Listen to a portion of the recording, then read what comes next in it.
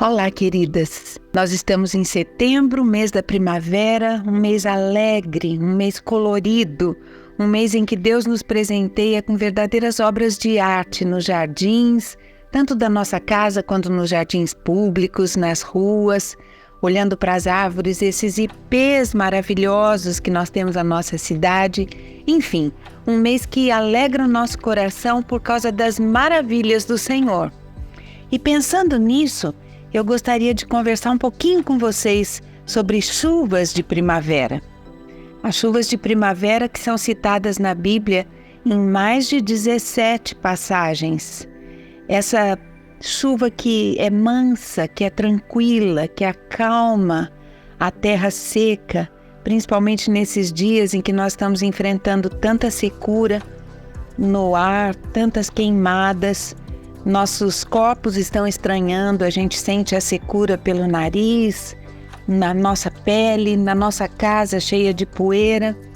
Então, é tão bom a gente pensar em chuva, no barulhinho da chuva da primavera, no barulhinho daquela gotinha caindo suave à noite.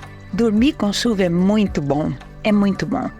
E no livro de Zacarias, no capítulo 10, versículo 1, a palavra do Senhor diz o seguinte: peça ao Senhor chuva de primavera, pois é o Senhor quem faz o trovão, quem envia a chuva aos homens e lhes dá as plantas do campo. Em que contexto nós temos esse versículo? Nos capítulos anteriores, Zacarias, o profeta, estava falando em nome de Deus sobre as coisas que Deus iria fazer para livrar o seu povo dos seus inimigos, da restauração de Jerusalém, da volta do povo de Deus para a terra prometida. Era tudo muito alegre, eram boas notícias, mas que ainda não estavam acontecendo. E como é bem peculiar do povo de Deus, nós inclusive, a falta de paciência em esperar já tinha atingido aqueles corações. Então, Zacarias fala em nome de Deus para que o povo ore, pedindo chuvas de primavera. O povo de Deus era muito simples, eles eram agricultores, pecuaristas, e eles dependiam muito das chuvas para que as suas plantações, o seu gado, progredissem. Se a chuva fosse muito, muito grande, as sementes que eles lançavam na terra, com certeza apodreciam e não brotavam.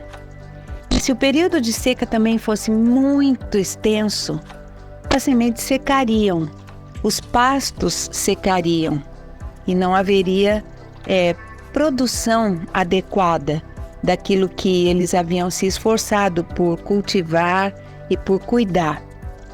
Então eles esperavam muito pelas chuvas da primavera.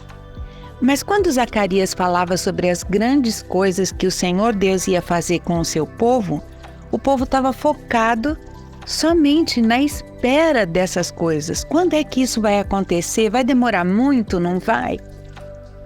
E aí, a necessidade de Zacarias falar ao povo que eles precisavam orar pelas chuvas da primavera. O que isso quer dizer? Vamos trazer para os nossos dias hoje. Cada uma de nós tem no seu coração desejos que coloca diante do Senhor, pedindo para que Ele os realize. Grandes milagres às vezes, cura, restauração de um relacionamento, um emprego, uma graduação, enfim, a gente tem coisas que a gente clama a Deus para que aconteçam. E às vezes isso demora para acontecer, ou às vezes nem vai acontecer, porque é só Deus quem sabe qual é o melhor para nós. E nessa espera, a gente às vezes se desanima. Para de orar pedindo aquelas coisas e para de orar simplesmente pelas outras coisas, pelas chuvas da primavera.